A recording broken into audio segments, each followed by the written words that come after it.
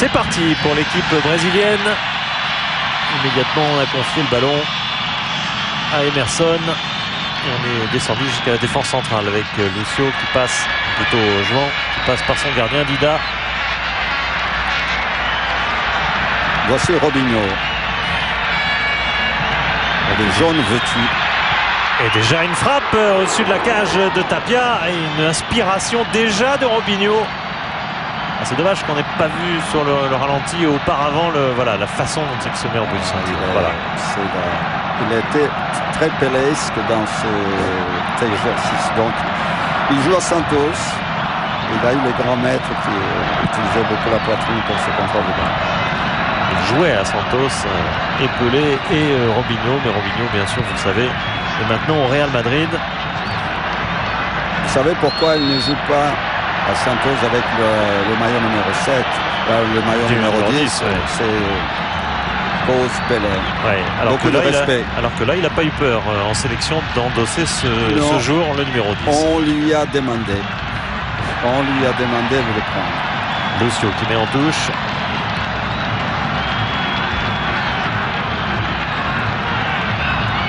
Et à Santos, il avait le numéro 7. Je n'ai pas encore vu au Real. Attention parce qu'au premier poteau, c'était Rubio, le remplaçant de Salas, qui était venu pour essayer de dévier ce centre, qui était fort dangereux. Emerson à la relance, mais c'est un ballon rendu tout de suite à Luis Fuentes. Et les Chiliens autour de Tello. Il va revenir un peu derrière. Essayer de relancer sur son côté gauche. Rubio qui est à la lutte. Et Pizarro qui se fait déposséder de ce ballon. Emerson protège. Voilà, au bénéfice de Zé Roberto, son compagnon milieu de terrain défensif entre guillemets, parce que Zé Roberto était plus connu peut-être en Europe, au Bayer Leverkusen ou au Bayern de Munich pour jouer milieu gauche offensif. Et dans l'équipe du Brésil, pour avoir sa place, il faut accepter quelques concessions et il joue milieu défensif. Il joue au milieu défensif. À propos de lui, ça fait 10 ans qu'il fréquente l'équipe nationale. Hein. Oui, c'est pas le plus connu. Non. Mais ce n'est pas le plus idolâtré non plus. Mais c'est un joueur que les sélectionneurs successifs l'ont apprécié, ils l'ont toujours fait faire partie de l'équipe. Entre parenthèses, c'est lui qui avait ici fait cette faute et qui oblige Pizarro à sortir sur, pour l'instant, une... C'est Edgar David, c'est Makelele, ce sont des joueurs récupérateurs et qui sont très utiles, même si l'équipe de Brésil, on parle des stars, mais c'est un joueur qui est très utile dans le système de Paris. Et là, Mario on est content de voir Jorge Mal Zagallo qui a eu des ennuis de santé il n'y a pas longtemps et qui est de retour au banc d'équipe. Il est toujours coordinateur technique. Toujours coordinateur technique de l'équipe nationale du Brésil avec Parreira. Auprès de Parreira, c'est exactement le même duo il y a 10 ans, il y a 11 ans, en 94, lorsque le Brésil a gagné sa 4e Coupe du Monde. Et depuis, il y en a eu une 5e avec Luis Felipe Scolari, Roberto Carlos, avec Robinho. Lâche le ballon pour Kaká. On repart sur le côté de Roberto Carlos qui a envie de frapper ou de centrer très fort. En tout cas, c'est Ronaldo qui en profite. Qui a essayé de frapper du gauche. Vous savez que immédiatement sur les frappes, sur les tirs au but de Roberto Carlos, Raúl marque beaucoup de buts au Real Madrid. Et il fait l'erreur intérieure, pas l'erreur extérieure, toujours. Le ballon était effectivement resté en jeu au bénéfice de Ronaldo. Emerson écarte vers Cafu, le capitaine, tandis que Adriano essaye de bouger. Il va peut-être faire plus d'appels que Ronaldo, oui, c'est probable, sur le front de l'attaque brésilienne. Robinho, lui, n'hésite pas à revenir loin derrière pour adresser cette passe à la Ronaldinho, mais c'est Kaká qui en bénéficie, qui élimine et frappe sans angle. C'est à l'extérieur du cadre chilien. Oui, on a pensé qu'il allait donner cette balle à Adriano, mais Adriano ne s'est pas présenté non plus. Adriano l'a pensé aussi. Vous pouvez voir son attitude. Mais, ici, voilà. Mais il ne se présente pas bien non plus. Il est derrière, peut-être plus en retrait. Le dégagement de Tapia à la tête. C'était Brésilien. Et Emerson qui avait pris le dessus.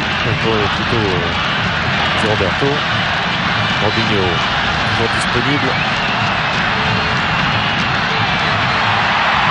pour éliminer ici. Se retrouver au sol. 5 piliers de faute comptés à Claudio Maldonado. La touche avec Robinho toujours Maldonado sur le dos. Kaka. Et le scénario du match commence à se mettre en place. Les Chiliens de plus en plus regroupés. Ouais. Ils sont sortis un tout petit peu au début, de moins en moins. Autour de Ronaldo ici. À nouveau Robinho. Cafu. Robinho. Sorti pied en avant. Sanctionné de Melendez. Le Brésil a intérêt, s'ils peuvent, marquer de bonheur, parce qu'au fur et à mesure que le limitage va passer, ça va être plus difficile, puisque le Chili est en composition avec 5 joueurs au milieu de terrain, se regroupe rapidement, et donc ça va être difficile de trouver les espaces si ils n'arrivent pas à développer cette situation. C'est Roberto Roberto Carlos. Robinho pour un petit exploit personnel qui n'a pas vraiment déstabilisé la défense chilienne. Bien en place. Ici Rojas. Et on écarte jusqu'à Telio. Pas facile de s'en sortir pour Maldonado. Le ballon est vite perdu côté chilien. Oui, le Chili qui apparemment est placé dans un système de 3-5-2. Mais tout le monde se retire rapidement, donc je pense qu'ils seront toujours nombreux comme le Brésil attaque. Justement, voilà l'homme de droite, si j'ose dire, Christian Alvarez. Celui qui est changé du côté droit, qui était rentré, mais il a été contré. Comme l'est à son tour Kaka. Melendez a récupéré et donne un ballon en profondeur vers Pinilla, devancé. À nouveau le milieu de terrain chilien avec Pizarro. Changement de côté. Voilà Alvarez face à Roberto Carlos. C'est Rubio qui est venu sur le côté droit, qui rentre et va buter sur Juan. Pizarro et un coup porté par Zé Roberto à Pizarro, c'est le deuxième déjà de la partie, et cette fois-ci ça occasionne un coup de sifflet et un bon coup franc pour le Chili. Oui, un coup franc évidemment. Le coup franc dangereux. Ça fait 2 fois que Zé Roberto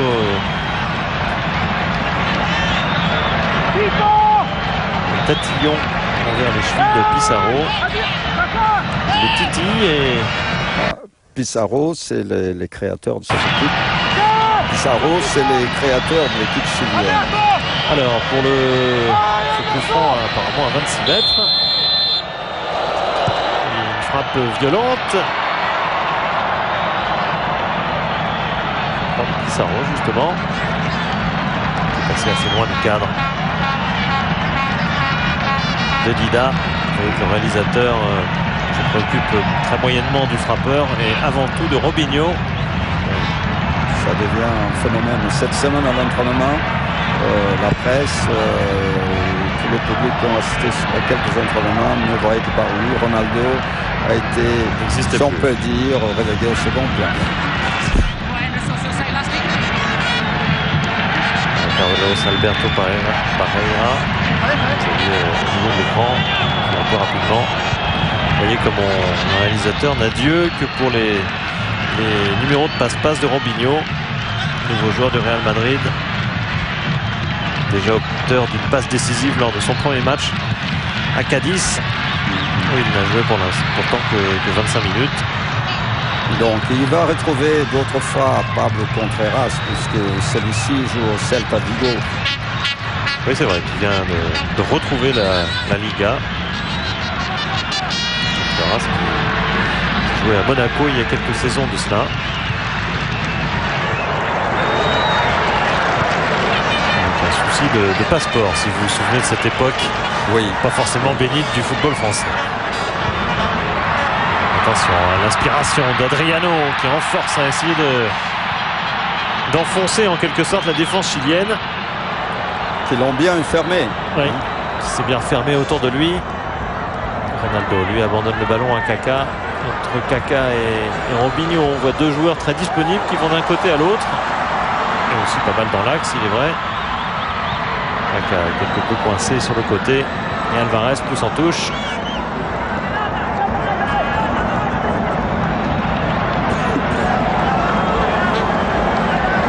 Alors Roberto Carlos pour une longue touche. En tout cas, c'est ce qu'il a l'intention de faire. C'est le cas. Adriano devancé, mais il récupère, se retourne et obtient le corner. Oui, Adriano, c'est un joueur exclusivement de contrôle et frappe, dribble frappe. Et il est peu dans les combinaisons. Et il est un finisseur, essentiellement finisseur. Et ça marche, puisqu'il a marqué déjà 3 buts dans le championnat d'Italie pour la première journée avec l'Inter. C'est très rentrant, il s'est même rentré au fond du but avec Juan qui fête visiblement une naissance par un but. Avec ce but de la tête sur le corner rentrant. Le défenseur du Bayer Leverkusen qui n'est pas le plus connu évidemment de cette sélection, mais c'est bien lui qui débloque la situation de cette tête, de ce bout de crâne, Francisco. Oui, exactement. Il a à peine devancé son homologue défenseur, Pablo Contreras en l'occurrence, et juste comme à la manière de Cissé hier, place un peu la tête, un peu l'épaule. En tout cas très près du but de Tapia, ce qui ne laisse quasiment aucune chance au gardien chilien. C'est premier but de Juan. C'est peut-être son premier enfant aussi, ça j'en sais rien, mais en tout cas c'est son premier but dans ses qualifications. Et c'est un but bien important pour le Brésil, car dès la 12e minute, voilà le Brésil avec un but à son crédit, menant à 1-0 face à une équipe chilienne qui va devoir jouer davantage. Ils vont être obligés de sortir un peu plus maintenant. Ce qu'ils font actuellement. Ce qu'ils font avec Rubio. Du côté gauche, provoquer un peu Lucio qui s'en sort. Oh, Lucio qui va obtenir même un coup franc.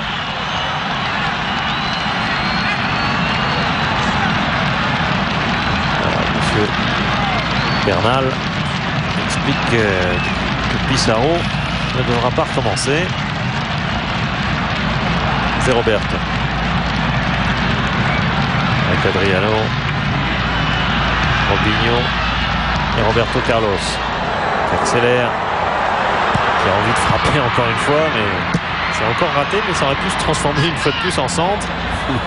Adriano on repasse derrière vers Robinho.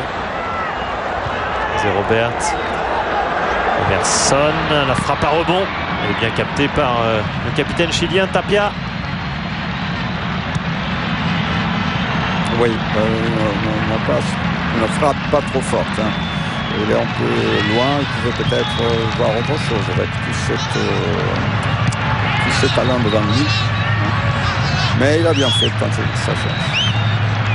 Melendez et Maldonado essayent d'orienter le jeu. C'est maintenant au niveau de Telio. Servi par Maldonado justement.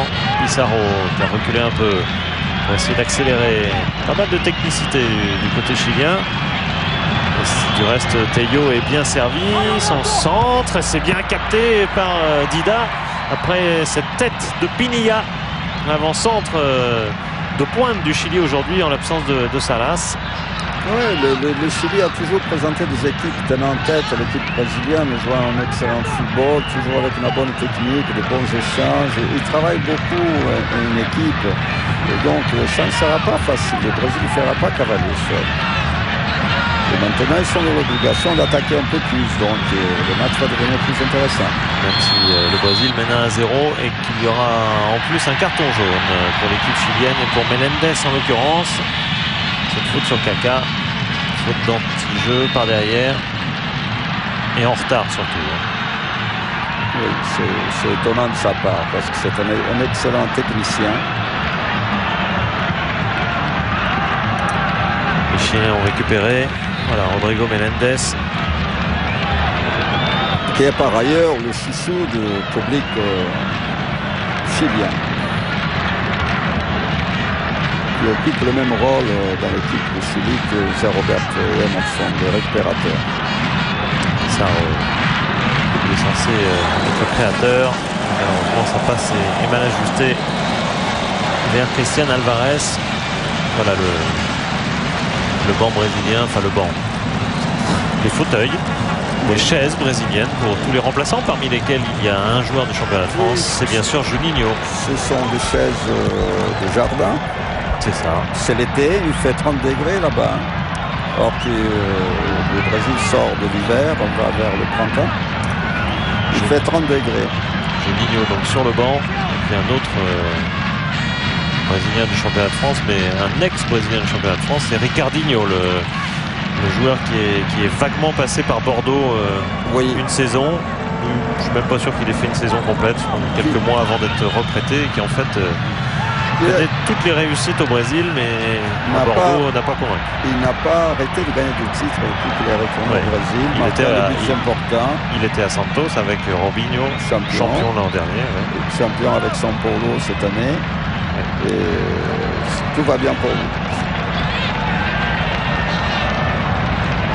Il est en temps d'adaptation, Philippe. Il est en temps d'adaptation et aujourd'hui, l'Europe va trop vite. Pas dans tous les domaines. Le centre et Cafu. Une des caractéristiques du monde d'aujourd'hui, c'est d'aller vite et bien. Telio pour le Chili. Sur son flanc gauche. On a trouvé Rubio qui bouge énormément d'un côté à l'autre. C'est d'abord le Pizarro qui retrouve Telio. C'est des petits gabarits mais vifs côté chilien. Il pose quelques problèmes aux grands gabarits des défenseurs brésiliens. Y compris à Dida en difficulté sur ce centre. Oui, mais le Brésil bénéficie du manque d'action des attaquants chiliens qui ont tous attendu chacun à sa place à la venue de ce ballon. Évidemment, il était brésilien. Pizarro a écarté Alvarez. Voilà Menendez maintenant avec Tello. C'est presque académique le jeu chilien. Reste à faire la différence que Rubio ne parvient pas à faire, mais il est vrai qu'il y a une faute de Cafu. Coup franc en sa faveur.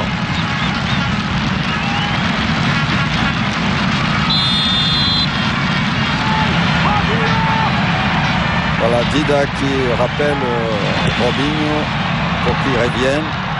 Parce que le Brésil prétend s'y qualifier, il s'y qualifiait bien pour la Coupe du Monde en Allemagne.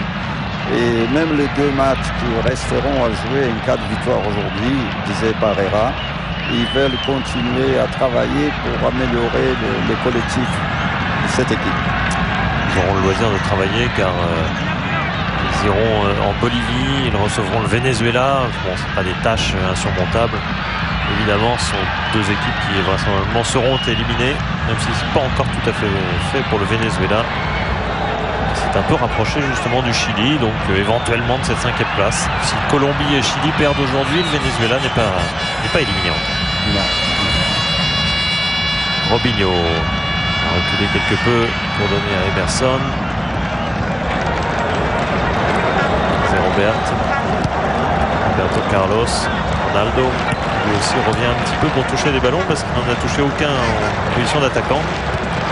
C'est difficile, ils sont nombreux, ils sont bien groupés. Il y a 3 joueurs dans frappe, c'est au-dessus de la cage de Tapia.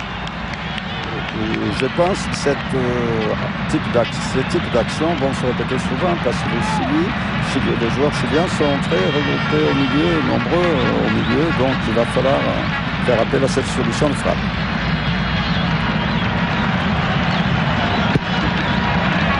Le dégagement de Tapia.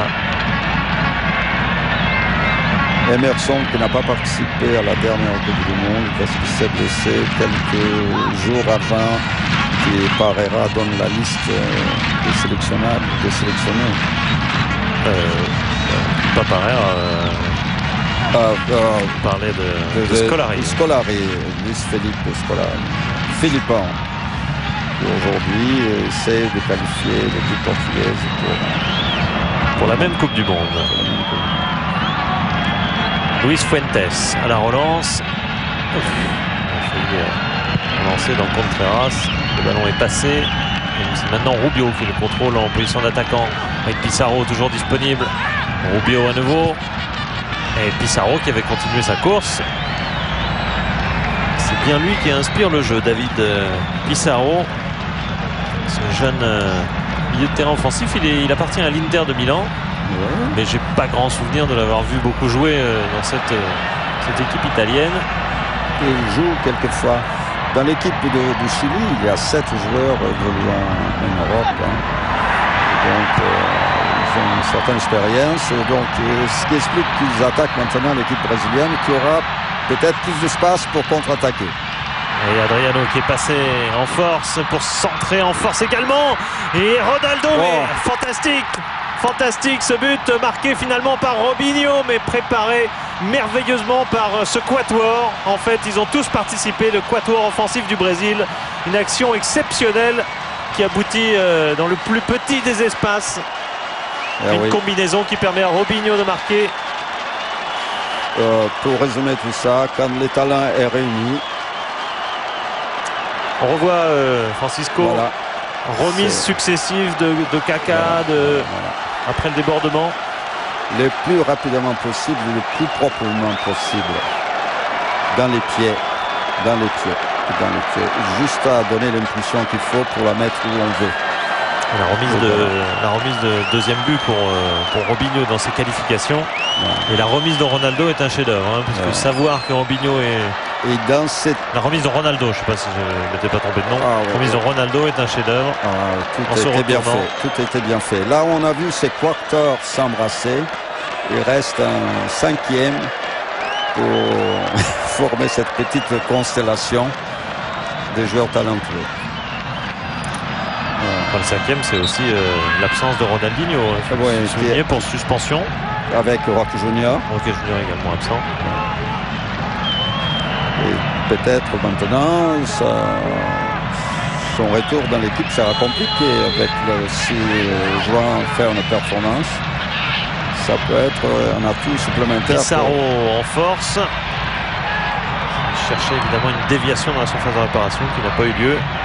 Il a fait une passe décisive, Pissarro, pour l'Inter lors du dernier match où Adriano a réussi un triplé. C'était contre Treviso. Heureusement qu'Awan Le Boucher est là. Il ne rate rien de l'équipe du dimanche.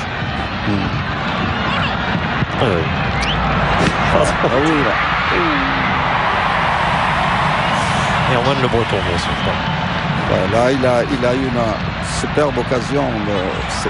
C'est notre ami numéro 7. C'était Rubio. Alors que Luis Fuentes, pendant ce temps-là, et les autres sont un petit peu abasourdis parce que le Chili fait une prestation tout à fait honorable. Mais le fait est là, ils sont menés 2-0. Pissarro, justement, qui a réussi à trouver Maldonado. Ballon vite contré. Kaka contré également. Pissarro retenu par Kaka.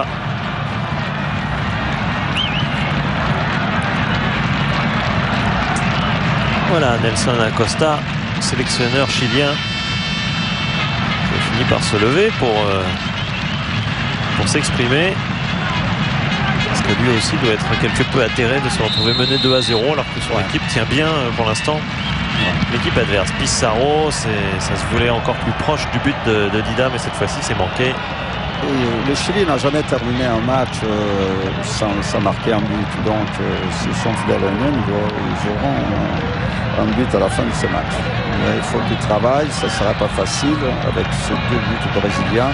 Les morales peut-être un peu atteints. Mais tous les matchs Brésil-Chili, Chili-Brésil, toujours ça se passe des choses, ça se joue jusqu'à la dernière minute. Le match aller, c'était un partout entre les deux équipes. Le Chili, je me rappelle, avait obtenu un nul en Argentine, 2 partout, également dans ses qualifications. C'est plutôt contre des équipes comme l'Équateur ou le Paraguay que le Chili a perdu beaucoup de points dans ses qualifications. Et du coup se retrouve dans cette situation un petit peu bancale au milieu du classement. Oui, là ils ont été plutôt victimes du talent brésilien plutôt que dans relâchement au marquage, ils étaient là, mais n'ont pas pu faire avec la vitesse d'exécution des Brésiliens. Tout s'est joué, une touche de balle.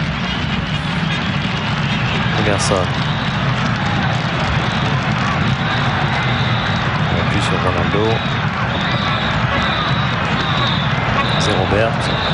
Et Robinho qui décroche à son tour. Kaka. On retrouve Zé Roberto et Robinho. On va aller jusqu'à Roberto Carlos qui attend patiemment sur son côté gauche. Encore un triangle parfait avec Ronaldo comme support. Adriano plutôt. Là, par contre c'est plus compliqué. Et ballon perdu et contre mené Pizarro bien évidemment. Et puis il y a peut-être en position de hors-jeu en tout cas de toute façon. Ballon trop long. Cafu déjà à la relance. Mais c'est dans ce type de situation que le Chili pourrait trouver son salut. Quand le Brésil monte un nombre à l'attaque, ils auront des espaces pour contre-attaquer. Rojas, contré par Adriano. Fuentes. Rojas retrouvé. Melendez. Ce qui est intéressant, c'est qu'il ne se démonte pas et continue à jouer au football. La meilleure façon de remonter un score, Philippe, c'est de jouer au football, ne pas s'affoler. C'est ce qu'ils font les Chiliens. Parviendront-ils? C'est une autre affaire. Pour l'instant, c'est le contre avec Robinho. Contre relatif. Il y a un appel quand même aussi de Ronaldo qui permet de décaler Adriano. Les tirs. Et le tir croisé, le troisième but. C'est quasiment la troisième offensive brésilienne et c'est déjà 3-0. Performance d'Adriano, capable de marquer aussi bien du droit que du gauche. Il le prouve une fois de plus. Frappe du gauche et 3-0 maintenant pour le Brésil. Alors, peut-on dire de lui que c'est un matador? Peut-on dire de lui que c'est Michael Tyson? De visage peut-être un peu, mais... Non, parce qu'il frappe très fort. Je parle à la force de frappe. Bien qu'il aille, il frappe au ras du sol. Difficile pour les gardiens de but. Impossible, même. C'est pas difficile. Quelle qualité de passe aussi de Robinho, qui profite de l'appel de Ronaldo pour servir Adriano. Il faut dire que le Brésil a triangulé, ils ont fait de 1-2 avec une étonnante facilité.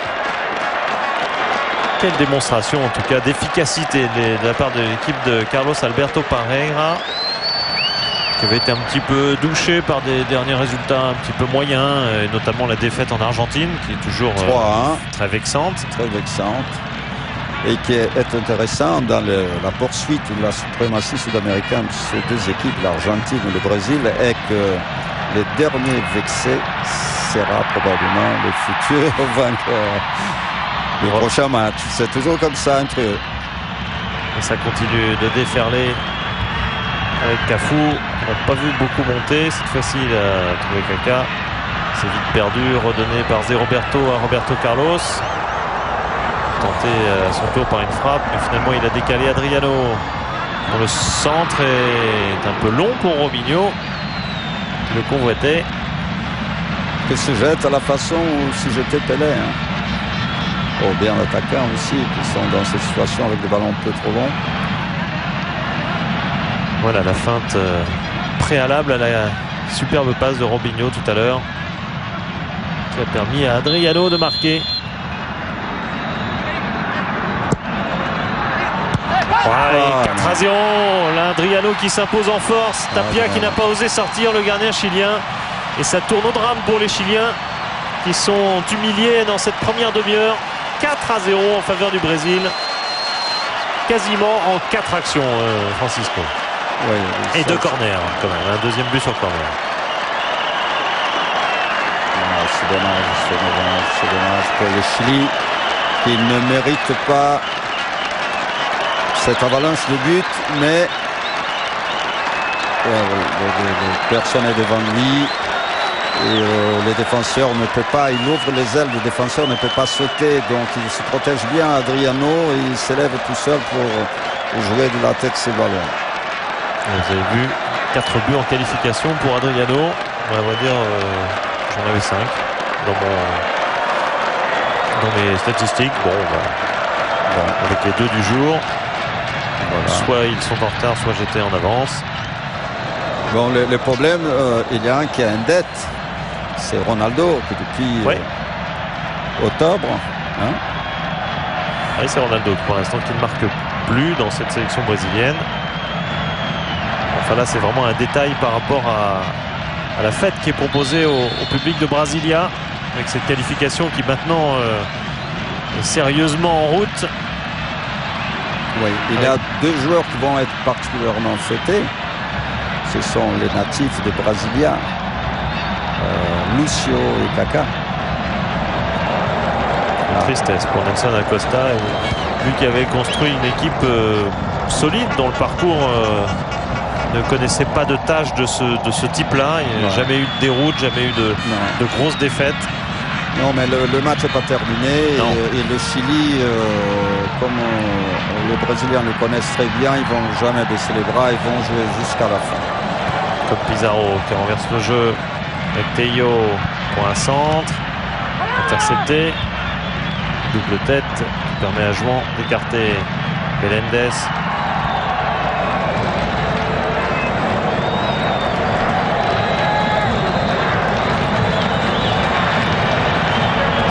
Jouan qui récupère le ballon, il y avait peut-être une faute mais l'arbitre a laissé l'avantage. Et Cafu avec Zé Roberto, Emerson, et déjà des hollés d'autant plus cruels évidemment pour des hispaniques comme les Chiliens qui savent très bien ce que cela signifie. Et des hollés dans le public de Brasilia au moment où Robinho a servi Zé Roberto qui écarte avec Cafu. Le centre de Cafu, il est dosé pour la tête d'Adriano encore une fois, et heureusement Tapia arrête l'hémorragie. Ouais. On est content qu'il ait arrêté. Hein, faut pas plus, faut pas plus pour l'instant. Il est grand temps qu'il fasse un arrêt, parce qu'il n'en a pas fait beaucoup depuis le début. Les deux corners ont été tirés dans ses 6 mètres, il n'est pas intervenu.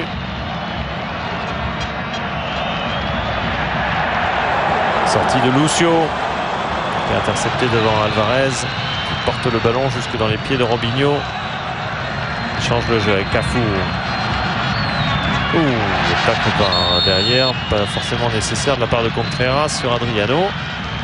Ça peut provenir d'un énervement évidemment compréhensible. Mais ça ne l'excuse pas pour autant. Pour calmer le jeu, il n'y a pas eu de carton. Roberto Carlos repasse par Jouan. Passe lui par la case Dida. Et Jouan.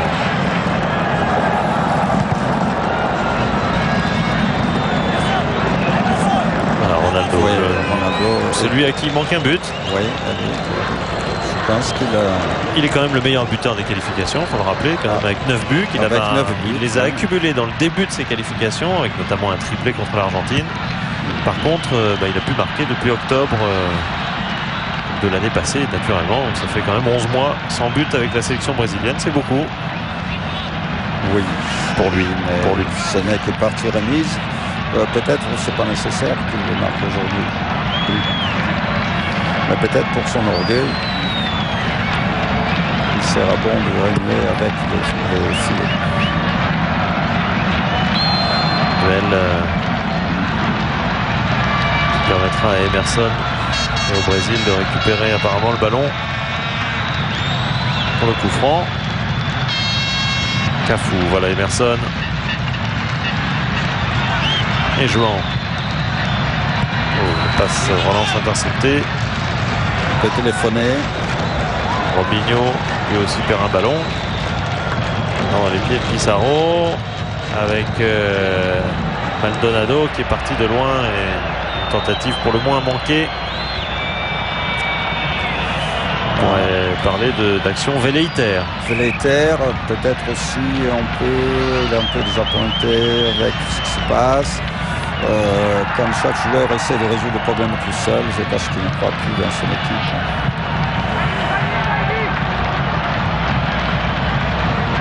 Jouan à la relance à nouveau avec Kaká.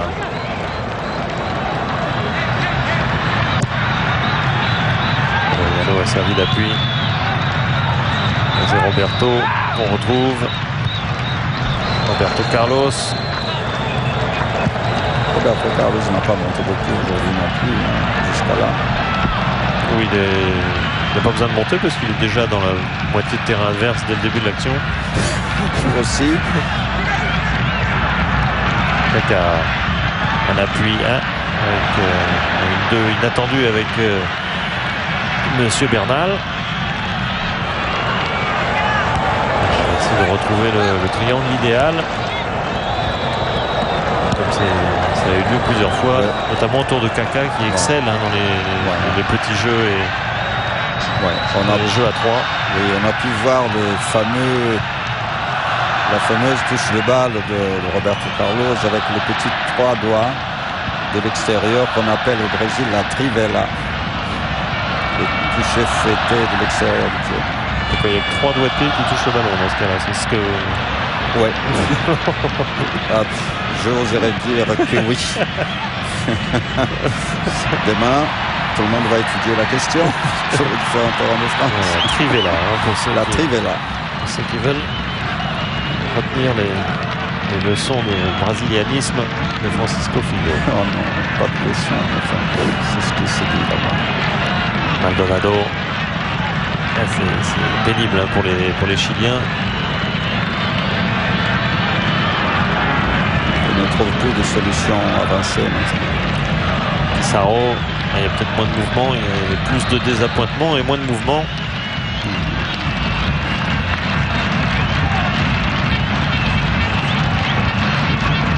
Alors on essaie de revoir une position de hors-jeu qui effectivement était signalée, oui, finalement.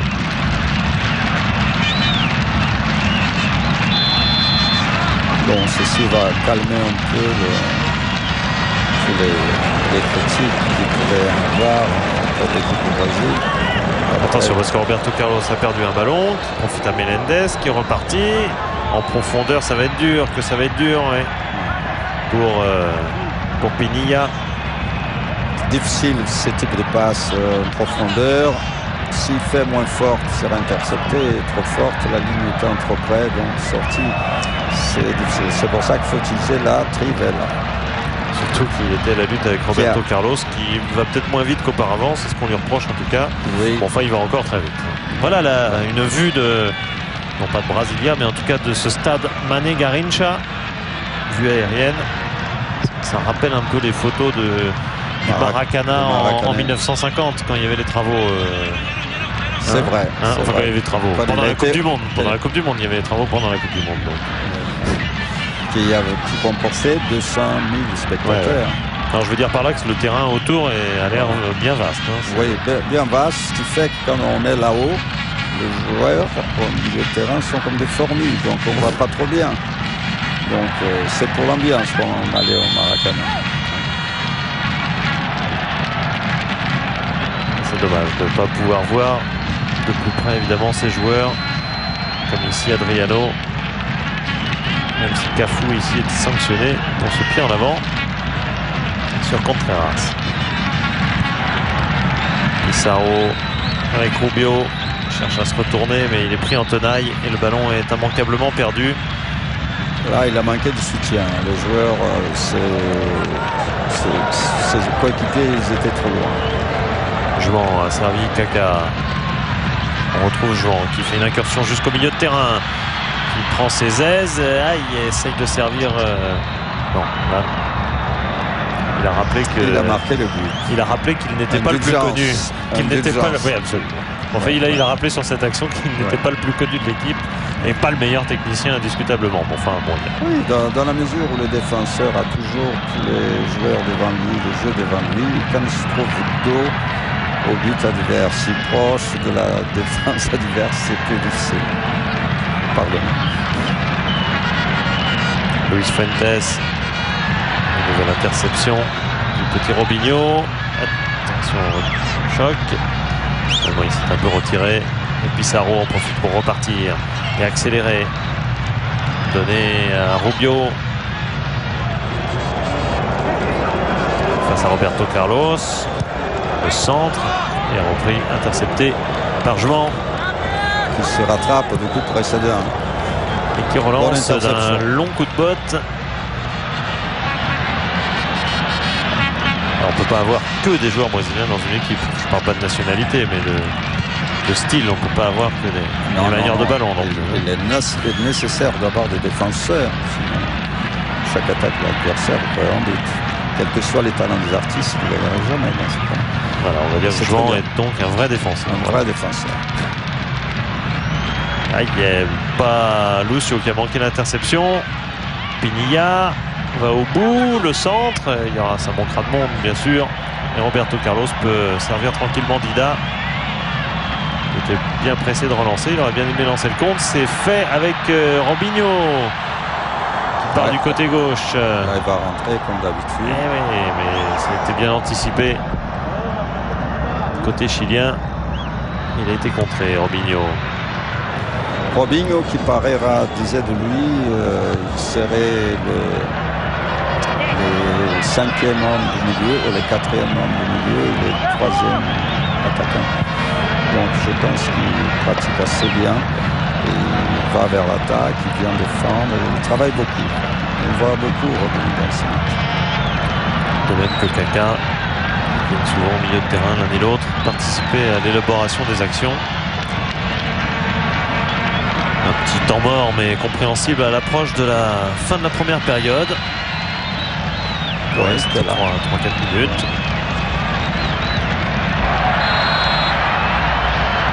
Il y aura encore un coup franc en faveur d'Adriano,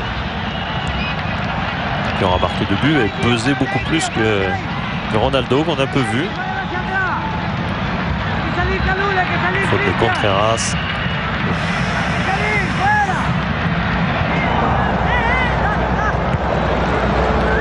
Robinho, Roberto Carlos.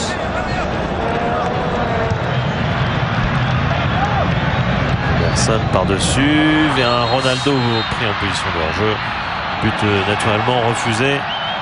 Annulé. Ouais. Sans aucun doute.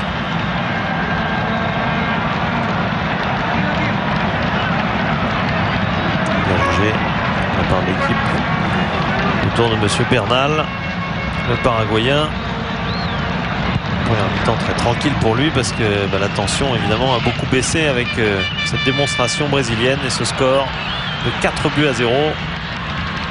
Cafu, Adriano cherche Ronaldo, il ne va pas le trouver. Le ballon qui va jusqu'en sortie de but. On va attendre avec impatience la mi-temps. Il y a des choses à dire à ce joueur, certainement. Peut-être il va commencer à traiter ses combinaisons d'aujourd'hui. C'est le mi-temps.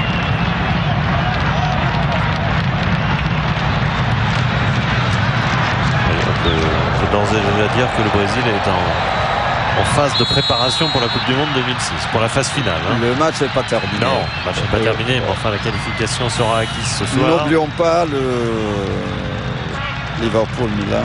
Certes, vous avez raison, ça doit rappeler. C'est monsieur Acosta, trouve le mot magique, qui galvanise, comme a dû dire Benitez. La seule façon que vous avez... Je croyais que c'est les mots qui font gagner les finales de Coupe d'Europe. Ah, il l'a dit. La seule façon de surmonter, c'est de marquer un but dès la première minute. Ils en ont marqué 3. Certes. Donc, le fait de dire ça fait avancer les joueurs vers l'avant. Si on peut marquer le but, il faut avancer. Donc, à partir de là, il y a une dynamique qui se crée, pourquoi pas. Voilà, vous savez déjà ce que... Vous connaissez déjà quelques-unes des phrases que Nelson Acosta donc dira à la mi-temps à ses joueurs. En avant-première. Maintenant, quant à le faire, c'est un autre... Et ils ont eu la réussite, vous pouvez en avoir aussi. Hein? Il y a eu 4 buts dans une première mi-temps. Pourquoi il n'y aurait pas 4 autres et pour le Chili une deuxième? Voilà. Donc Nelson Acosta parlera de Liverpool lors de la mi-temps de Brésil-Chili. Nous aurons... moi je pense que nous aurons des bonnes annonces. Nous aurons un long extrait de la dernière épreuve de la Golden League à Berlin, mais on n'en est pas encore à la mi-temps puisque Dida relance encore une fois ses coéquipiers.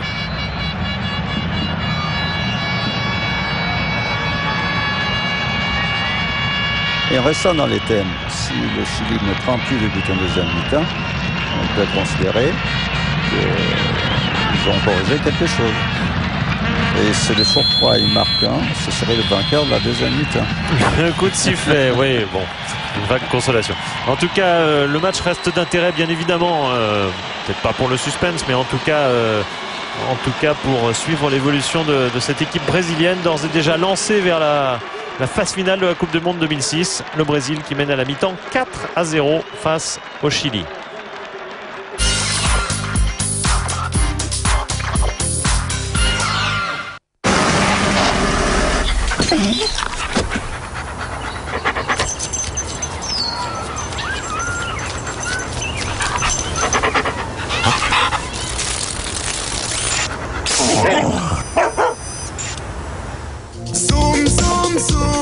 Pendant l'opération Les Mazda font la une, retrouvez le scoop du moment. La Mazda 3 1,6 litre élégance GPS avec GPS Garmin, climatisation automatique, jantes alliage à 16 490 €. La vitesse vous manque? L'ADSL Max de CGTEL, jusqu'à 20 mégas et 14,90 € par mois. Et pour 10 € de plus, vos appels locaux et nationaux illimités. Appelez vite le 10 00.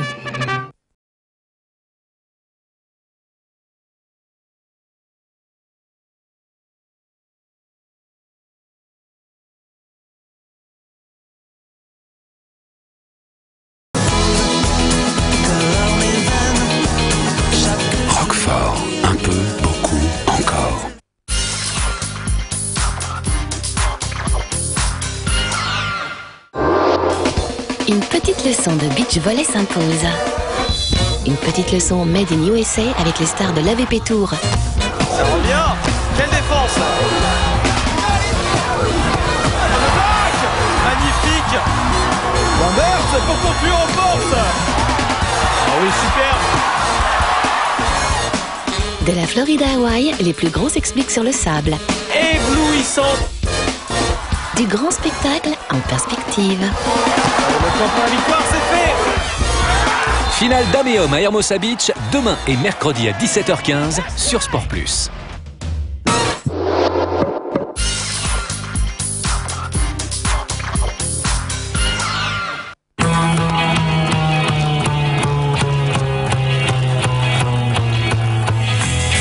Are you ready, Boots? Start walking!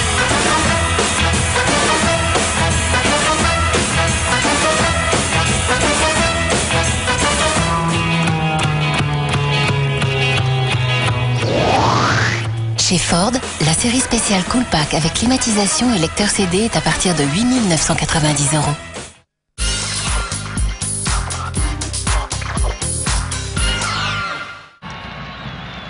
Voilà, Monsieur Bernal, non, je crois que tout le monde est au complet. Oui, Voilà. 11 là. Voilà. C'est reparti en tout cas avec ce changement, donc non pas au score bien sûr, 4-0 pour le Brésil, mais ce changement, Ricardinho à la place de Ronaldo, qui ne marquera donc pas aujourd'hui.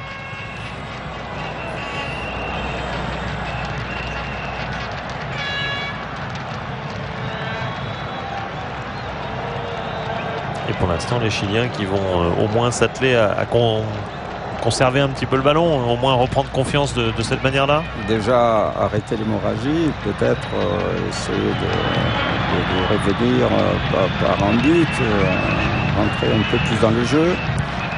Mais déjà gagner, ça sera difficile. Je ne surprendrai pas en vous disant que le Brésil n'a pas perdu sur son sol durant ses qualifications. Il y a eu un nul concédé contre la Colombie en tout et pour tout. Le reste uniquement des victoires. Et je doute que le dernier match contre le Venezuela se soldera par autre chose qu'une victoire. Encore une fois, c'est pas forcément le suspense, même si on peut toujours croire que Liverpool n'est pas unique. Mais c'est pas le suspense qui nous attirera dans cette seconde période, mais c'est bien d'observer cette équipe brésilienne à quelques mois de défendre son titre lors de la Coupe du Monde en Allemagne. Si on voit comme il cadre du terrain là, le Brésil prend cette seconde mi-temps très au sérieux. Ils sont tous bien placés là. Tout le monde est revenu pour essayer de récupérer ce ballon. En tout cas, Alvarez a essayé de lancer Pinilla, qui est allé, je crois, au-delà de la ligne de but. Et donc ce sera une sortie de but. Il n'aura pas été très dangereux Pinilla pour l'instant. Il est attaquant du Sporting. Sporting du Portugal, le club de Lisbonne. Voilà Ricardinho, petit gaucher. Il laisse le ballon. Il a été pris à contre-pied par la passe de Roberto Carlos. Pinilla sur le côté droit. Et Grampon tenté, un peu osé peut-être de la part de Christian Alvarez. Et le contre mené par la relance plutôt de Ricardinho. Robinho. C'est de l'accélérer, mais finalement on rentre un peu dans le terrain. Lâche le ballon pour Ricardinho. Kaka. On retrouve Ricardinho. Emerson, Cafu, Emerson. Un triangle avec Adriano qui impose sa masse physique et c'est pas du goût de Monsieur Bernal. Peut-être a-t-il mis un pied en avant, Adriano. En tout cas, il prend un carton jaune sur cette action. Voilà pourquoi. Apparemment, il ne fait que protéger sa balle. Mais il va quand même au-delà avec son pied. Ah, si. Ouais. Tout à fait justifié le carton. Voilà, Adriano donc averti. Et les Chiliens qui en ont profité pour récupérer enfin le ballon parce qu'il y avait un bout de temps qu'ils ne l'avaient plus touché. Alvarez avec Pinilla et bonne sortie de Lucio. Voilà, une remontée de balle un peu osée et Lucio qui a perdu le ballon. Il a très peu fait de montée aujourd'hui. Attention, la vivacité de Robinho et les changements de cap déroutants pour ses défenseurs, pour les défenseurs qui néanmoins ont pu l'arrêter. Et là c'est Jouan qui obtiendra le coup franc poussé de Rubio.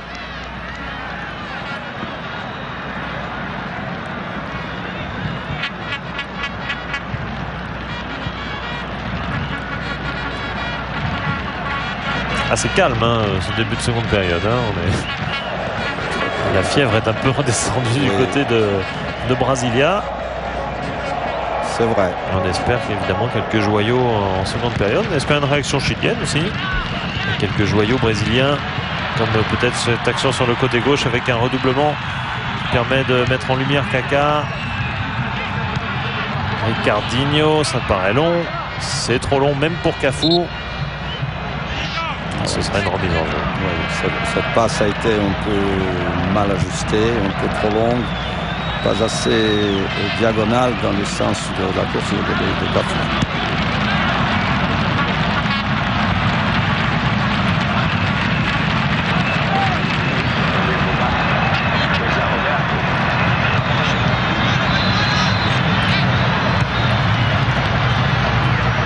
Là aussi, c'est pas très bien ajusté. Kaka aura bien du mal face à Contreras qui a relancé Maldonado. Pissarro, un demi-tour sur lui-même pour relancer ensuite. C'est encore Lucio qui est vraiment dans tous les coups, qui est venu intercepter Ricardinho avec Roberto Carlos. L'intervention, mais ballon reperdu immédiatement.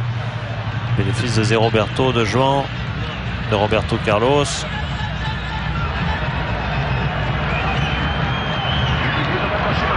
Et Dida.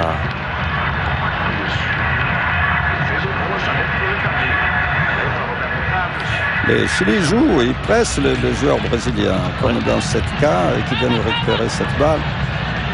Oui, et ils pressent tellement qu'ils sont même devant le but brésilien et Lucio qui concède un corner.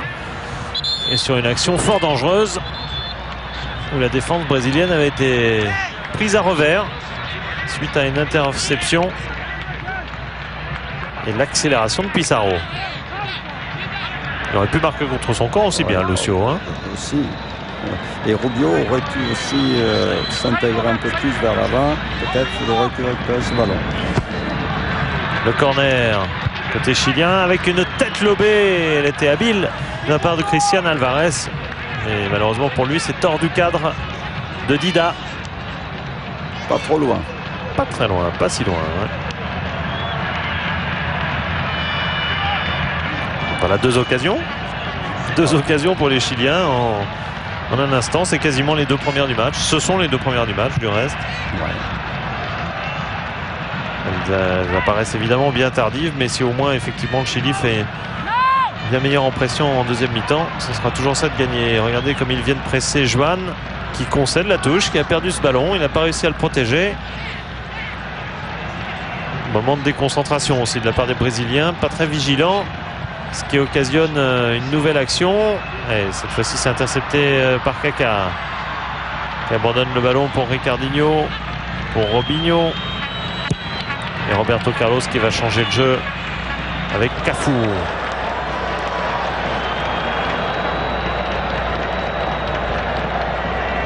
Emerson face à Maldonado, protège à son tour cette balle pour Lucio. On a du mal à se sortir du pressing chilien.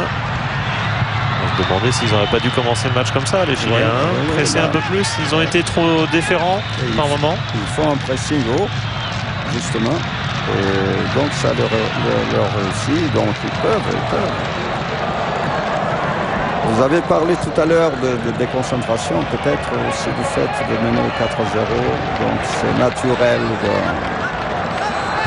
Ça ne serait pas étonnant que les Chili puissent marquer un but.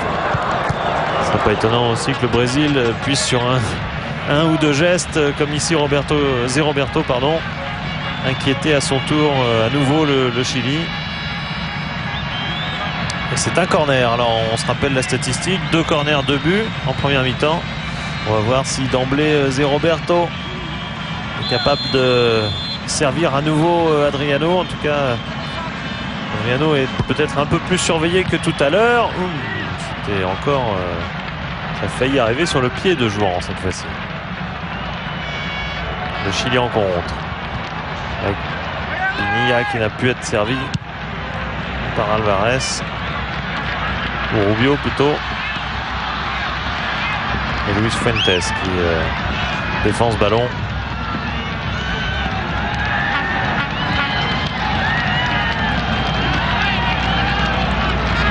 On est maintenant du côté de Tello, côté gauche. Maldonado, Pissarro qui touche un nombre de ballons considérable, ce milieu de terrain. Grosse activité. En plus de ses qualités techniques, de créativité, intéressant. C'est un joueur qui bouge beaucoup sur le terrain et qui vient souvent récupérer les ballons de ses milieux récupérateurs comme Maldonado et Melendez. Roberto Carlos vigilant, concède une touche. Moins vigilant sur la touche puisque son adversaire lui était passé dans le dos, en l'occurrence Rubio, dont le tir est fort peu dangereux. C'est Marcelo Salas qui était là, qui était au milieu. Il n'est pas sur le banc de touche. Je vous rappelle qu'il devait jouer, en fait, il devait être titulaire, en tout cas dans les plans de Nelson Acosta. Et finalement, suite à une béquille, il a déclaré forfait, donc il n'est pas sur le banc non plus. Ça aurait été un autre élément d'expérience pour le Chili. Même si sa sélection était très contestée. On ne peut pas dire qu'il fasse l'unanimité au pays, puisqu'il rejoue au Chili, à l'Universidad de Católica. Et sa sélection n'avait pas forcément été comprise par tout le monde, notamment la presse locale. Attention à Emerson, qui écarte le jeu. Adriano, c'était compliqué. Rubio revenu. Et on passe par Pissarro, fort naturellement. Ça va jusqu'à Rubio. Le ballon sauvé par Dida, dans le doute. Je ne savais pas trop si c'était corner ou sortie de but, donc il a assuré. Ouais.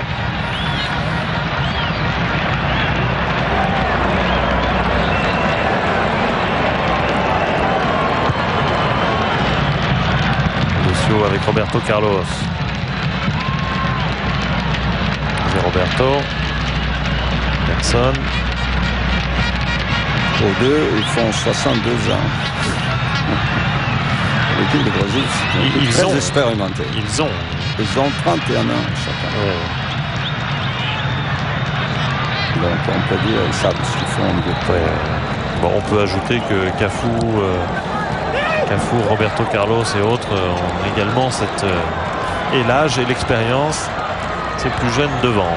Surtout dans cette seconde mi-temps où il y a Adriano en pointe pour servir la tête de Cafu qui avait accompagné. Vous voyez que c'est pas un problème d'âge, Francisco, puisque avec ses 34, il était encore devant pour aller essayer de marquer sur le centre d'Adriano.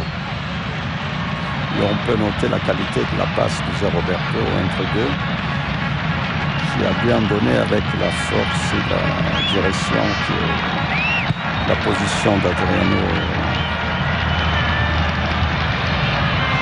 souhaitait. En fait, Francisco, on pourrait dire que Carlos Alberto Parreira travaille aussi un autre schéma tactique en quelque sorte en cette seconde mi-temps, puisqu'il ne joue plus qu'avec un véritable attaquant, mais divers soutiens évidemment capables d'aller devant, que ce soit Kaka, Robinho et Ricardinho qui est rentré. Donc c'est un autre schéma en quelque sorte, pourquoi pas, oui. Qui peut être employé à un moment ou à un autre.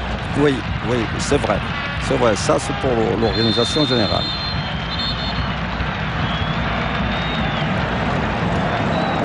Alors, Luis Fabiano, non? Je ne crois pas, parce qu'il n'était pas en tout cas sur ma liste des remplaçants officiels. Alors en tout cas c'est Emerson qui sort. Gilberto Silva, voilà. Ça me paraît plus vraisemblable. Le numéro 15, voilà, c'est bien lui, Gilberto Silva, qui remplace Emerson. C'est du poste pour poste.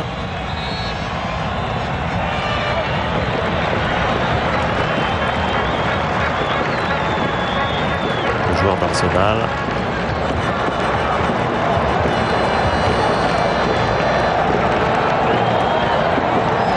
Côté chilien, apparaît Luis Jiménez, qui a marqué 2 buts le dernier match du Chili contre le Venezuela à Santiago. Donc 2 buts. Le public chilien pensait qu'il allait débuter le match à la place de Salas et ce ne fut pas lui. Alors Pérez est rentré également. Oh là, mais il y a 3 changements d'un coup en fait côté chilien, c'est dire parce que Acuna est rentré également. Acuna, j'ai l'impression que il était là déjà à la Coupe du Monde 98. On connaît. Un vieux de la vieille.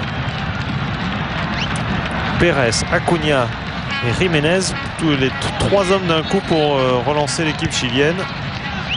Alors ça comporte toujours un risque pour un entraîneur de faire ce choix de rentrer 3 joueurs, puisqu'il reste une demi-heure à jouer. S'il y a la moindre blessure, il faudra finir à 10.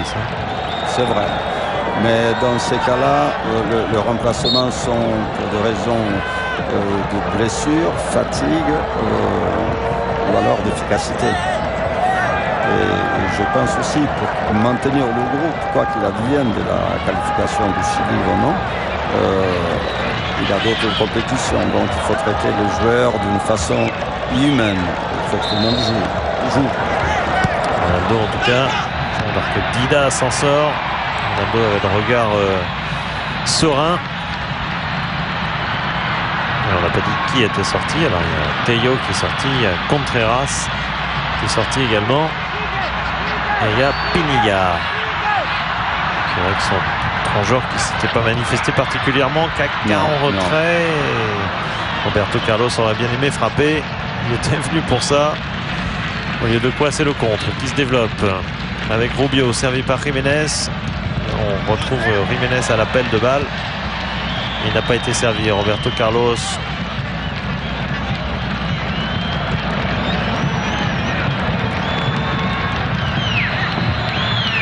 On est maintenant à Robinho. On retrouve Gilberto Silva qui touche ses premiers ballons.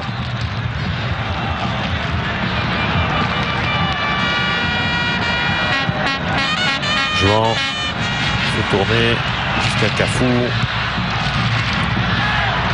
Robinho protège devant Acuna. Attention à Acuna, c'est un petit taureau solide et dur sur l'homme. Ouais. C'est un joueur très accrocheur.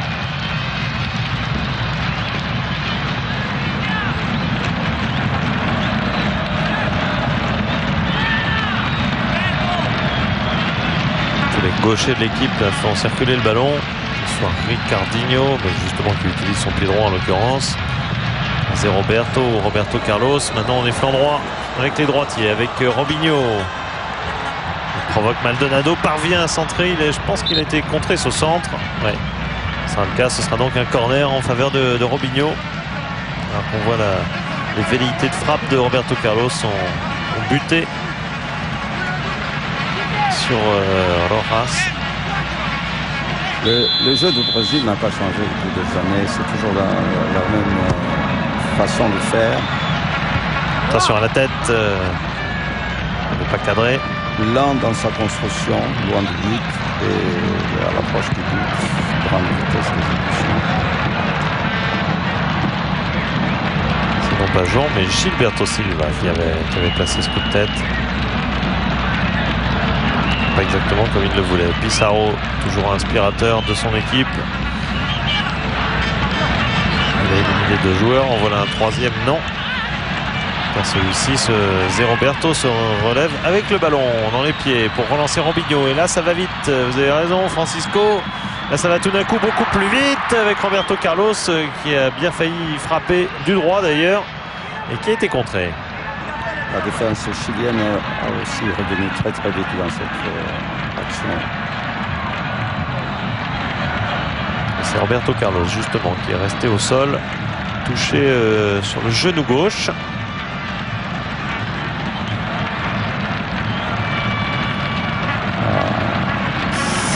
C'est un arrêt avec un changement de direction. Ce n'est pas proprement un crochet extérieur du pied, mais il utilise tout cet extérieur du pied pour donner une autre direction et faire cette passe. Alors là, on essaye de voir comment il a pu être touché au genou gauche, qu'il se tient immédiatement. On a, alors peut-être là, quand il va y avoir le tacle, un crampon qui va. Oui, là. Oui, voilà. Ouais. Sans doute ça. Hein. Enfin, ouais. Ce serait le mieux hein, pour Roberto Carlos, c'est que ce soit un coup de crampon, parce que si par contre il y a eu du jeu dans son genou, c'est un tout autre problème. Alors que Juninho va rentrer, le Lyonnais. Mais c'est sérieux pour Roberto Carlos. Hein. C'est sérieux. Peut-être pas seulement un coup de crampon, peut-être il a eu autre chose là. On ne souhaite évidemment pas. Parce qu'il a dû allonger sa jambe au maximum pour essayer de rattraper ce ballon et peut-être dans cet effort... Il était en plus en appui sur cette jambe-là puisqu'il frappait du droit sur cette action, ce qui est plutôt rare.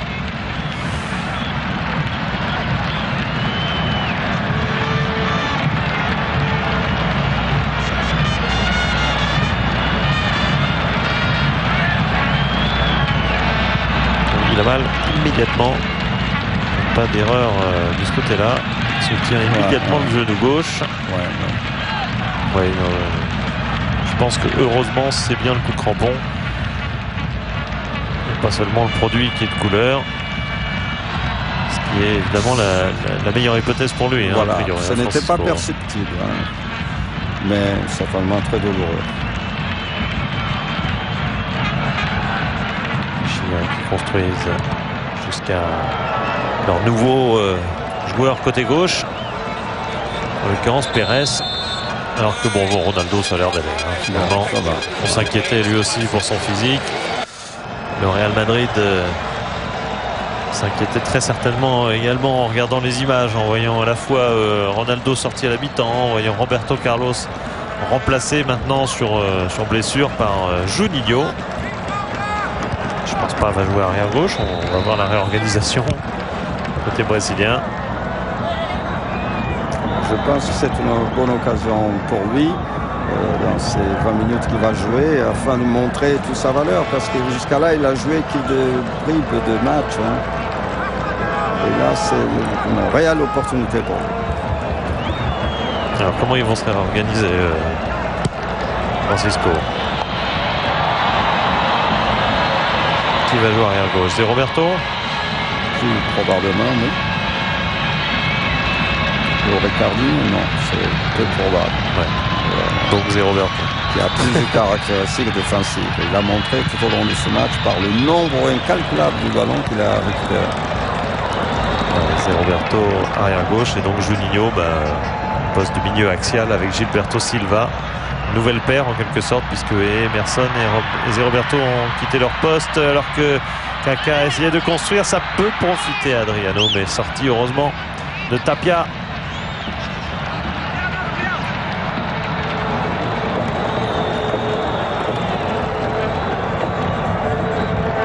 Maldonado.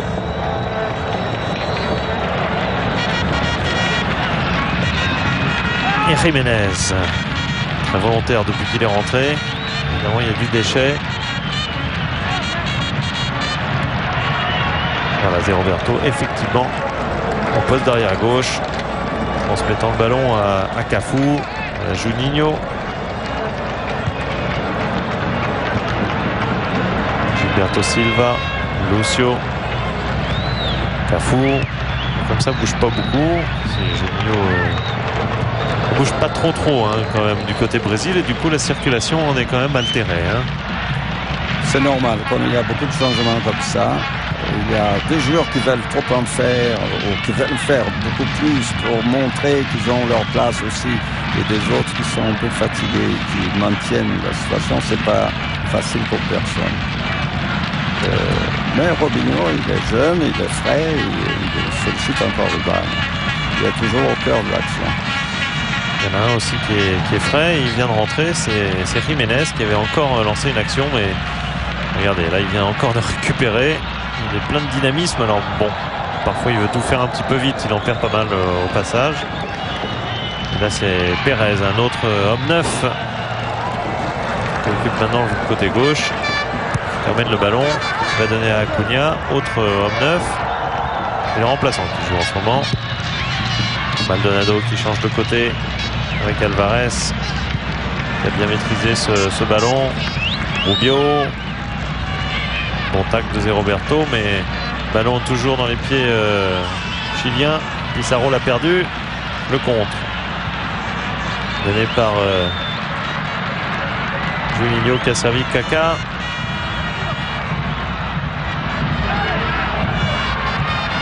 Kaka qui essaye de changer le jeu. C'est intercepté. Gilberto Silva qui rend le ballon exactement là où on voulait côté brésilien qu'il arrive, du côté de Cafu. Ricardinho, Zé Roberto, Juninho. Redoublement de passe entre les deux hommes. Zé Roberto qui est passé, qui a du jus encore pour passer, pour monter, pour centrer. Et ça ne bénéficie pas à Kaka, mais Cafu est bien là pour finalement frapper ou centrer fort devant le but. En tout cas, c'est trop croisé. Je crois que Zé Roberto est content de jouer dans cette position parce qu'il peut monter à l'attaque plus volontiers. Il adresse d'excellents centres, mais Kaka n'a pas attaqué ce ballon. Au Bayern, on l'a plus souvent vu jouer milieu gauche. Hein. Au Bayern Leverkusen comme au Bayern de Munich. Ouais, il n'y a que le Brésil qui joue dans cette position de milieu central défensif. On nous remontre encore tout à l'heure l'action avec Roberto Carlos. Cette douleur au genou gauche qui a occasionné la sortie du défenseur du Real Madrid. Voilà, un petit souci de plus pour Vanderlei Luxemburgo qui a été sélectionneur du Brésil. Il n'est pas le prédécesseur direct de Carlos Alberto Parreira, mais qui était avant Scolari. Qui n'avait pas eu connu de réussite d'ailleurs, à ce poste avec le Brésil. Mais c'est quelqu'un de très titré. Il a 23 ans de carrière, il a 21 titres. Partout où il passait, il gagnait des titres. Dans les clubs brésiliens, surtout. Ouais. Mais en sélection, ça n'avait pas marché. Elle était imitation aussi. C'est comme l'équipe de Emerson León, elle était bonne, mais elle a eu le malheur de perdre contre la France le second match. La France a battu le Brésil. 86, vous parlez. Oui, le Brésil a perdu donc 2-1. But de Vieira, deuxième but. Ah, pardon. C'est après. Non, pardon. J'étais pas du tout. On parlait de quoi? De la Coupe de la Confédération? Non, c'était c'est la Coupe de la Confédération. Oui, c'est ça.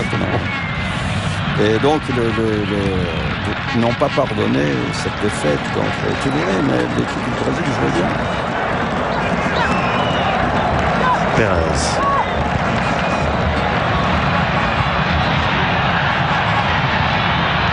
Ricardinho, son ballon intercepté, mais il le récupère. Et c'est Kaka qui a accéléré aux dépens d'Acuna. Acuna, il n'a plus les jambes pour aller le chercher. Et si, il les a, parce que regardez comment il s'est accroché jusqu'au bout. Mais Robinho aussi, qui a récupéré le ballon dans les pieds d'Acuna. Voilà un regain de vitesse dans ce match. Juninho feinte la frappe pour lui redonner Ricardinho.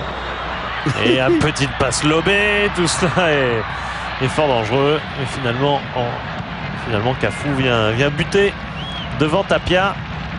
Enfin, dès que le jeu s'accélère, Francisco, on a quand même la sensation que des deux équipes, la seule qui en bénéficie et qui peut marquer sur ces phases-là, c'est quand même le Brésil. Oui, mais pas dans ce cas-là parce qu'ils étaient très nombreux.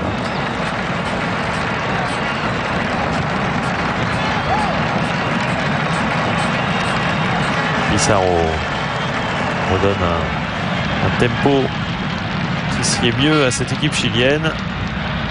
Alvarez essaie de déborder en bout de course et il a failli obtenir le corner en tout cas. Attention, Gilberto Silva qui a relancé comme il a pu. Acuna qui frappe comme il a pu également. Et c'est le contre avec Kaka. Un 4 contre 3. On ne s'est pas compris. L'appel d'Adriano était vers l'axe. Il ressemblait à celui de Robinho. La passe de Kaka n'est donc pas arrivée. Elle n'est pas arrivée, peut-être trop vite. Il aurait fallu peut-être l'intégration de Cafu. Là, ce qu'a fait Adriano, c'était très bien. Venir vers le centre pour découvrir un espace à l'aile. Et la passe cette fois fut faite. Il n'a pas confirmé. Roberto, toujours aussi efficace derrière, puisqu'il obtient une sortie de but.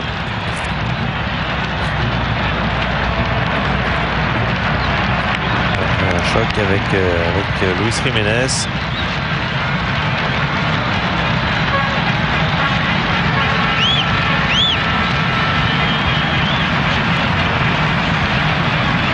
Et comme le Chili n'a pas réussi à faire une Liverpool, c'est-à-dire marquer vite. Non. Bon, mais bien la fête commence, elle a commencé depuis un certain temps dans ce stade de Manuel Garrincha de Brasilia, où on fête déjà la qualification brésilienne et pourquoi pas un but supplémentaire, puisque Robinho a le ballon dans les pieds, qu'il réussit à se centrer, que Acuna panique un petit peu et met en corner. Bon, la question des défenseurs maintenant commence à se poser. À quel moment va-t-il sortir? Parce qu'il fait tellement de mouvements avec ses jambes, comme faisait Garrincha d'ailleurs. Il faisait toujours le départ, fin de partir. Et on ne savait pas à quel moment il allait partir réellement. Le corner avec Lucio qui était à la lutte. Il a été battu dans les airs. Et Acuna pour relancer. C'est intercepté vite. Roberto a pu servir Juninho qui accélère. Aïe, il n'a pas pu redresser son ballon. C'est-à-dire qu'il n'y avait pas eu beaucoup d'accompagnement. Il n'y avait personne qui était venu côté gauche. Et le Chili qui continue d'essayer de sortir ce ballon, mais Juninho est toujours au pressing, aidé par Adriano. Finalement, faute de l'attaquant de l'Inter, qui soulage bien les Chiliens. Qui ont montré là qu'ils savent aussi trianguler. Seulement la place n'était pas la bonne.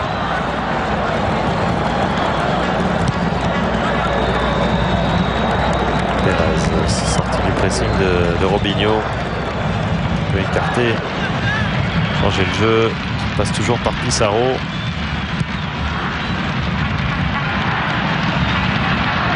Et Luis Jiménez. Oui, on a parlé de ces 2 buts contre le Venezuela. Car le Chili sort de 2 victoires à domicile. Et la frappe tentative d'Alvarez. 2 victoires à domicile contre la Bolivie et le Venezuela, il est vrai, mais qui avait replacé le Chili. Est-ce que cette défaite va les contrarier définitivement dans la course? Bon, il faudra attendre le résultat d'Uruguay-Colombie pour en savoir plus. Mais en tout cas, passe par un bon résultat en Colombie. Oui, ça c'est sûr. Même s'ils auraient fait match nul aujourd'hui, alors la victoire en Colombie devient presque impérative pour permettre d'espérer. Attention parce que Cafu va plus vite. Son défenseur, en l'occurrence Pérez. Mais Tapia a fini par sortir et a annihilé cette occasion de but. Faut pas oublier l'Uruguay non plus, hein, qui est en battant par exemple la Colombie ce soir. Elle pourrait prendre provisoirement cette 5e place de barragiste. Et donc relancerait complètement la course entre Colombie, Chili et Uruguay pour cette 5e place.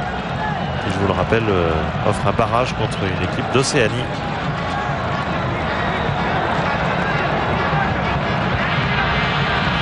Changement de jeu manqué pour Kaka. Voilà Menendez. Il n'y a pas eu beaucoup de gros plans parce que le réalisateur préfère logiquement Robinho. Il est brésilien. Il est brésilien notamment. Oui. Il faut dire que le Chili, il y a des choses intéressantes dans leur jeu. Oui, mais il y a des pertes de balles dangereuses. Ouais. Heureusement, Kaka pas très inspiré. Oui, Francisco. Oui, je disais que le Chili ne joue pas mal, mais ils ont été victimes du talent brésilien. Ils jouent pas mal, mais ce deuxième but, c'était quelque chose. Ils jouent pas mal, mais pas beaucoup d'occasions quand même. Non, ils ne peuvent pas l'avoir. On ne peut pas l'avoir, puisqu'à la mesure où c'est les Brésiliens qui ont eu le ballon. Donc ça, c'est une chose. Et après, l'usage qu'ils font, et puis il faut employer des forces pour revenir défendre. Bon, c'est beaucoup d'aspects psychologiques qui ne sont pas favorables.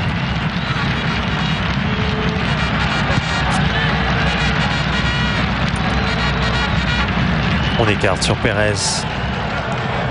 Oh, Pérez vers Rubio. C'est pas un cadeau. Et Lucio a pourtant beaucoup de mal et concède le corner. Il n'a pas su protéger son ballon.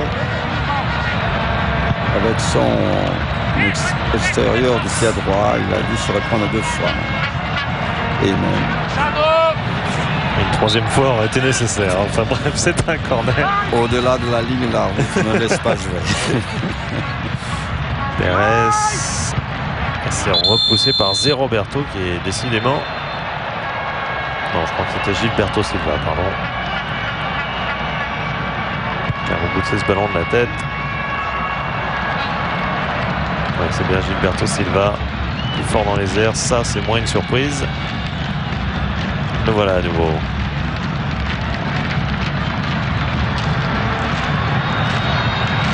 Robinho. Cardinho pour changer de jeu. Zé Roberto et Kaka. Petit pont au passage pour servir Zé Roberto. C'est repoussé par Luis Fuentes.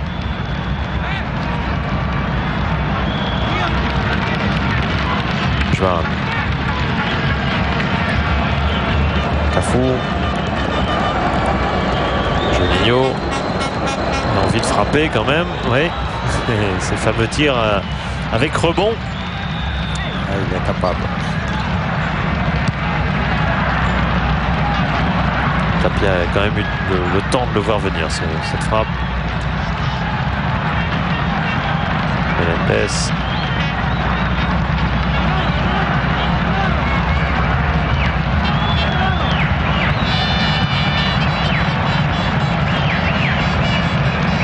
Tout de même dire que Nelson Acuna, Francisco avait une hésitation sur le système de jeu avant le match. Ils avaient préparé à la fois éventuellement un 4-4-2 et un 3-5-2. Et là, je crois, Francisco, que sur cette fin de seconde période, depuis les 3 changements, on est revenu à un 4-4-2. Hein. Oui, je pense que ça leur aussi mieux. La sortie de Contreras a contribué à revenir à un schéma peut-être plus équilibré. Peut-être plus classique pour eux. Peut-être s'ils n'ont pas assez joué un 3-5-2, peut-être ils avaient du mal un peu à se trouver parce qu'ils ont eu moins de relations entre eux-mêmes, par le pied, que 7 secondes mi-temps. On n'a pas vu tous les matchs du Chili, on s'excuse, donc on ne sait pas si effectivement ils ont plus habitué à un système que l'autre. en tout cas, et main selon Monsieur Bernal, main de Pérez qui aurait stoppé cette action individuelle d'Adriano. Je suis pas bien certain d'ailleurs.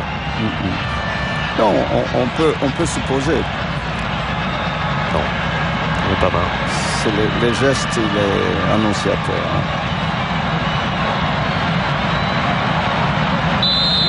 C'est le geste de la main qui attrape. La position, comme il se trouve, indiquerait que laisse penser. Robinho qui change le jeu, c'était habile mais un peu long pour Cafu.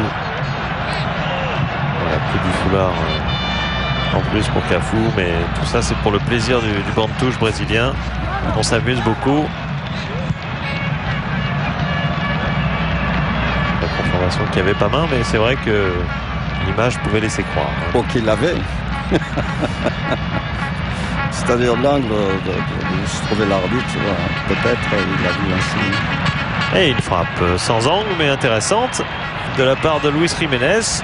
On avait dit qu'il avait marqué 2 fois contre le Venezuela. Vous voyez qu'il aime ça, puisque lui a tenté sa chance, alors que sur beaucoup d'actions parallèles de ce genre, les Chiliens n'ont pas beaucoup tenté. Oui, c'est vrai. Peut-être si Acosta, l'entraîneur du Chili, avait commencé avec ce système et avec ces joueurs-là, peut-être, parce qu'il a beaucoup changé son équipe au cours de ces matchs de l'éliminatoire. Et peut-être là, il a trouvé son 11 plus performant. En tout cas, Melendez vient en tout cas de contraindre Dida à un nouvel arrêt. Obligé d'être vigilant, le gardien du Milan AC, car le ballon allait sous la barre. Finalement, sur la seconde période, ils ont certainement plus d'occasions que les Brésiliens, les Chiliens. Alors évidemment, le score explique aussi largement cela.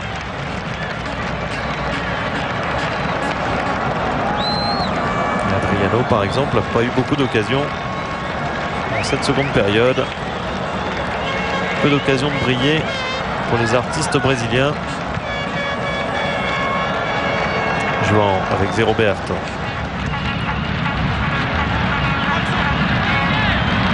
Robinho, Juninho, Ricardinho. Alors ça va se passer Cafu. Alors un contre avec Pérez, mais il rentre Cafu pour mieux appeler. Juninho. Phase de conservation du ballon côté brésilien.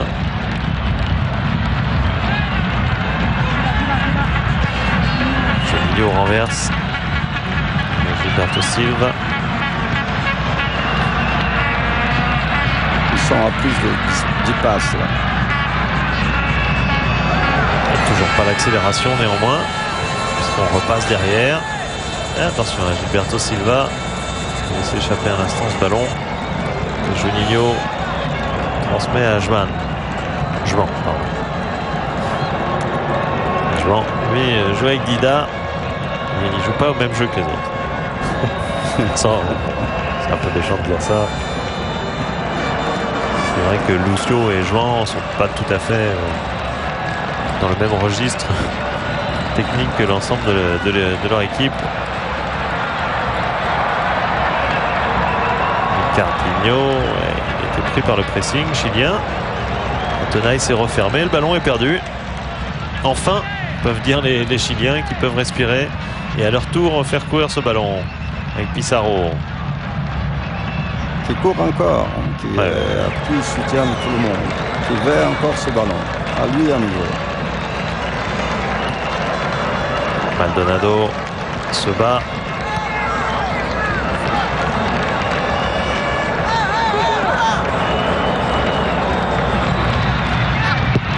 Acuna.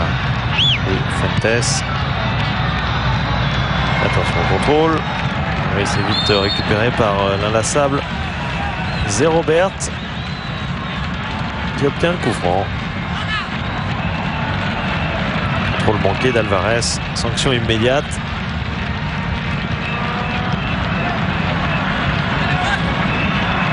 On commence à surveiller Monsieur Bernal, car on approche tout doucement du boom. Enfin, le temps réglementaire n'est pas encore terminé. Au moment où Kaká s'essaye à quelque chose de compliqué au dépend d'Acuna. Le ballon est perdu.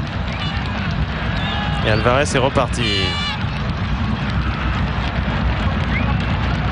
Avec Maldonado. Coup à retardement. Sanctionné. Gilberto Silva. Pas facile de se faire une place dans cette équipe du Brésil. Hein. On voit beaucoup de noms connus. C'est vrai qu'il y avait dans les journaux brésiliens une remarque intéressante, c'est qu'à l'époque du sacre de 2002, il y avait encore, je crois, 13 des 23 joueurs qui jouaient encore au pays, au Brésil. Et là, dans la sélection de Carlos Alberto Parreira, alors que Jouan la dégage en touche sans poésie. Dans la sélection pour ce match de Carlos Alberto Parreira, il y avait, je crois, 19 des 22 joueurs. Seulement 3. Seulement 3 évoluant au pays. Ce qui veut dire que les 19 autres sont des vedettes dans leur club en Europe. Ça fait beaucoup de monde pour... qui apporte à l'équipe du Brésil l'expérience du football de haut niveau, parce que tous ces joueurs-là jouent dans des équipes fréquentant la Coupe d'Europe. Donc c'est un atout pour le Brésil, comme la France a eu en 98 avec des joueurs jouant en Italie dans les grands clubs. C'est important. On ne nie pas. Ça a effectivement été important pour la France et c'est traditionnellement important pour le Brésil également. Le Brésil, le Brésil a gagné des Coupes du Monde avant que les joueurs s'exportent. Hein. Oui, c'est vrai. L'époque Pelé, Garrincha et autres. Il y a 4 ans, une statistique donnait que 2700 joueurs brésiliens jouaient à l'étranger. Oui, alors dans les différents clubs, différents sorts, différents niveaux. Oui, non, mais ce qui veut effectivement dire que globalement, on a pas mal de chance quand on est joueur brésilien évoluant en sélection, on a pas mal de chance de jouer à l'étranger, forcément. Statistiquement. Je pense maintenant que les recruteurs commencent à lorgner du côté des équipes nationales de moins de 17 ans et d'autres moins de 16 ans. Et il y a tout un ensemble de choses aujourd'hui que c'est la course au marché. Attention à l'accélération de Robinho qui a abandonné le ballon à Kaká. Et Fuentes qui repousse, mais ça revient dans les pieds de Cafu. Et sa frappe, elle était sûrement cadrée, mais elle a été soulevée par un pied ou une tête chilienne. Il m'a semblé en tout cas. C'est moins net sur le ralenti.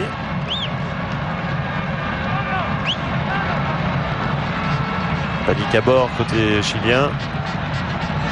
Oui, elle est soulevée même par le bras d'ailleurs. Enfin, involontairement. En tout cas, ça n'a pas été vu par l'arbitre. Donc finalement, j'avais bien vu. Et nous avons vu le deuxième ralenti. Mais on avait vu en direct. C'est quand même mieux. 3 minutes de temps supplémentaire. Bon, on va pas dire que la deuxième mi-temps a été inoubliable, Francisco. On s'y attendait malheureusement un petit peu. L'écart étant fait, la démonstration d'efficacité de la sélection brésilienne étant très nette et le score très net en première mi-temps. Donc, comme souvent dans ces types de chronologie, 4 buts en première mi-temps. Après, la deuxième est forcément moins bonne. Demandez au Milan à ça.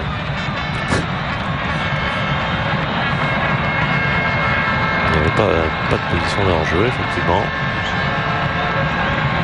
Je dirais que c'est plus pour l'anecdote. On entre dans les 2 dernières minutes du temps additionnel. Et l'affaire est bien évidemment réglée. Le Brésil sera, comme toujours, en phase finale de la Coupe du Monde, sera présent en Allemagne au mois de juin prochain. Qualification acquise sur le terrain, puisque avant les vainqueurs de la Coupe du Monde précédente ne faisaient pas des éliminatoires. Vous avez raison de le souligner. Et le Brésil, c'est la première équipe donc, qui doit se soumettre à cette épreuve. Donc ils l'ont fait. Le Brésil sera de retour pour l'Allemagne. Brillamment. Il faut dire que depuis que la Confédération sud-américaine a aboli les systèmes de poules et qu'il y a un groupe unique, bon, on peut dire que globalement avant de commencer du côté brésilien et argentin, on sait à peu près déjà où est son futur, c'est-à-dire en phase finale. Attention quand même à l'action. Peut-être ce serait sympathique évidemment pour les Chiliens de finir sur une bonne note. Je pense que tous footballeurs le souhaitent pour eux. Ouais. Parce qu'ils n'ont pas démérité, n'ont pas baissé les bras, ils ont fait ce qu'ils ont pu. Notamment ce Luis Jiménez qui a été très, très vivant depuis qu'il est rentré à l'heure de jeu à peu près. Lorsque Nelson Acosta a fait 3 changements d'un coup. Allez, peut-être sur ce corner. Non, décidément. Repoussé par Cafu, et c'est même un contre qui peut être terrible. 2 contre 2. Puisque Robinho et Adriano sont là à jouer un 2 contre 2. La passe de Robinho et Adriano. C'est un 3e but inscrit par Adriano. Et il est cruel pour le Chili car il est vraiment au bout des arrêts de jeu. Et Robinho signe là sa 2e passe décisive du match. Et quelle force de frappe, Adriano. Ouais. Bon contrôle de balle, bonne passe, bon contrôle et bonne frappe. Le gardien de but ne pouvait rien faire. Elle ne tourne pratiquement pas tellement il a bien prise. C'est-à-dire que le contrôle est parfait et lui permet d'avoir un ballon qui rebondit un petit peu opportunément et de donner toute la puissance de cette frappe du gauche. Il faut dire que tout va très vite. Dès la récupération du ballon à l'arrière, c'est parti vers la droite. Rapidement, tout est... Et ça met fin au festival, parce que dans quelques secondes, ça va être terminé. Ça va mettre fin au festival du Brésil, qui avec ses 3 buts d'Adriano et ses passes de Robinho qui vont certainement faire parler dans la presse brésilienne. L'ère Robinho commence. Voilà, on avait commencé là-dessus. Voilà, on avait commencé là-dessus. C'est vrai que dans les journaux brésiliens, on en a fait des tonnes sur le début de cette ère Robinho, un petit peu comme si l'ère Ronaldinho n'existait pas. C'est un petit peu aller vite en besogne. En tout cas, c'est vrai que le duo Robinho-Adriano ont marqué des points aujourd'hui, comme le Brésil qui marque 3 points évidemment avec ce succès 5-0 sur le Chili. Pourtant 9 tirs seulement de la part du Brésil, mais 5 buts marqués, leçon d'efficacité. Un but de Jban, un but de Robinho et 3 buts d'Adriano pour permettre au Brésil, Francisco, d'atteindre une fois de plus la phase finale de la Coupe du Monde, comme toujours. Brésil qualifié. Voilà, je pense que c'est nécessaire pour le football. Déjà la couleur du maillot qui flash. Voilà. La qualité de ces joueurs, l'enthousiasme de ce peuple pour le football, c'est tout à fait normal. Pour le Chili, on espère qu'ils puissent faire quelque chose par la suite, mais ça va être difficile puisque leur prochain match est en Colombie. Argentine-Brésil qualifié. Pour les autres, il faudra attendre un petit peu. Équateur, Paraguay en bonne position. Et puis pour la place de barragiste, lutte entre Colombie, Chili, Uruguay, Venezuela à suivre, bien sûr, sur Canal+ Sport.